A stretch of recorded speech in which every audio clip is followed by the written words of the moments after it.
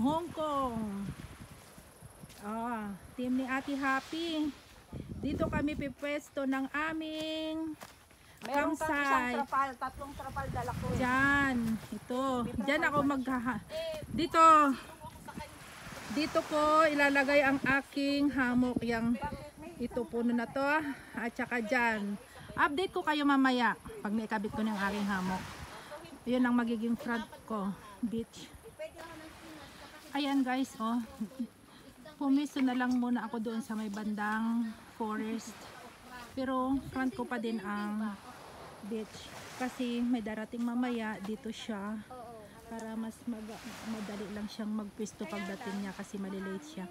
Tapos yung isa doon, kaya dito na lang ako. Tantaran! Haya na guys, yung aking tarp. Na-mount ko na siya. So doon na ikabit. Ganyan na lang ang pagkakagawa ko. It's not perfect pero safe ako dyan mamayang gabi. Bali ganun siya dito. Medyo naka-close siya, nakaganyan siya. Tapos open doon sa medyo harap sa dagat para dagos na dagos yung pantas dyan sa gitna yung hangin. Tapos dyan sa gitna dyan ko imamount yung aking hammock dito. Dito. Yan, dyan. Ikigitna ko siyang ganyan. Dito ko siya ikakabit. Tapos doon sa kabila. Tapos, it's done! Ito na guys, yung aking bahay for tonight. Yan. Thanks for my mentor. Mga ideas on how to build an tarp and hammock. Yan, yung aking hammock. Nasa gitna siya. So kahit na umulan guys, hindi yan siya nakadikit sa tarp. That is the idea na pagka magkakabit ng tarp, maging sturdy siya, firm yung pagkakakabit para pag umulan, hindi didikit sa hammock. The idea is para hindi siya mabasa. Yan. So maluwag yung aking room. So dahil dito ay kadamuhan, kapunuhan. So yung tarp ko ay ginanyan, isinarado na ganyan para hindi ko makikita mamayang gabi yung kadiliman sa forest. At doon naman nakaharap sa dagat, yun ang nilagyan ng ganito tungkod para open siya. Makikita ko yung mga kasama ko at the same time, pasok yung hangin at ang aking view doon sa dagat, kita ko pa din. So, yan. So, bali dito ako nakahiga. Yun ang aking view. Diyan ang aking likod. So, okay. Update to you later guys. Kain muna kami for my lunch.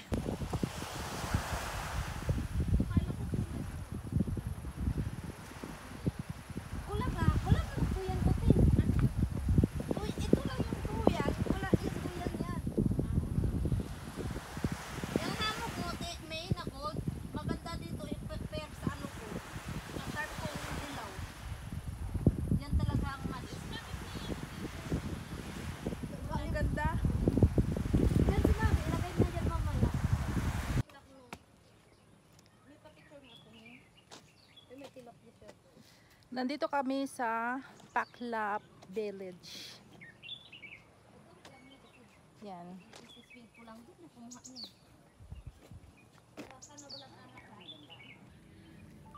Iwan ko lang kung kita sa camera pero ang daming tilapia Ako diba? Dito me, sa daan me. Malalaki. Tapos hindi na sila makausok doon. Oo. Ito yung daan galing sa main road na dinaanan namin. Yung buong daan pinunin nila ng orchid. Pero sa ngayon hindi sila nag-flower. Ayan siguro pag sabay-sabay ito na namulaklak, ang ganda tignan. Yan yung village. Kunti lang yung bahay. Sis ako rin isa. Tingnan ko nga dito sa bungad. Ang ganda.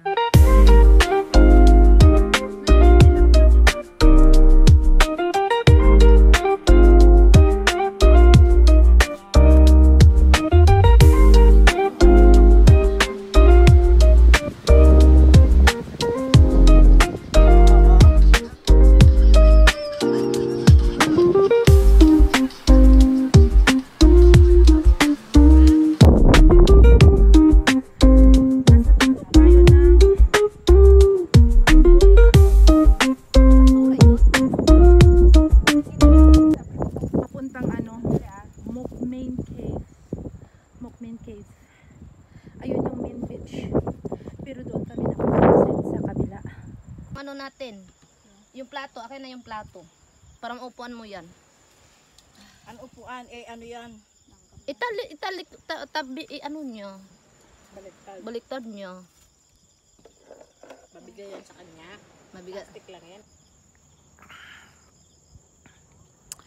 Hello guys, good morning, good evening. Yan ang mode ng aming campsite for tonight, night mode. Ayan yung aking bahay. Ituturo ko kayo sa loob ng aking camp. Ito, ang aking hammock. Yan. Ito ang aking tutulugan for tonight. Yan, may mga insektong lumilipat. Pero may kulambo naman yung ating hammock. Ayan siya, oh. Ito, may kulambo naman yan. Kaya hindi tayo papasukin ng lamok mamaya. At saka, yun doon, nakasabit ang aking mga damit dahil nag-hike kami kanina tapos naligo sa lagoon. At yan, nabasa kaya nakasampay. So, ang mga bag ko nandito sa puno. Ayan, oh, yan dyan nakasabit. So, yan ang mood ng aking campsite for tonight. See you later again tomorrow for breakfast, for update. Yan, nilagyan ko ng ilaw doon para may ilaw sa dadaan. Yan.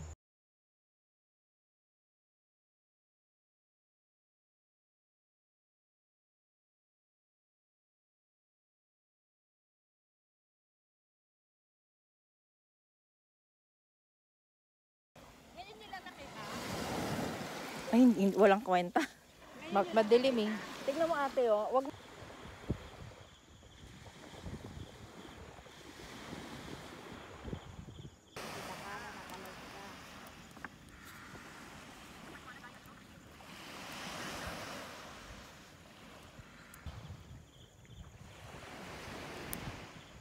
Oh, at least.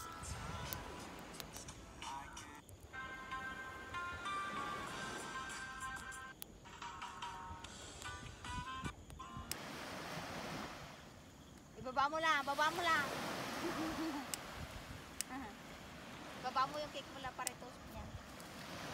Wala, mahangin talaga. Diyan, sa baba ni Lola, sa gitna niya. Wala. Basta side by hangin. Dito ka na lang mag-load.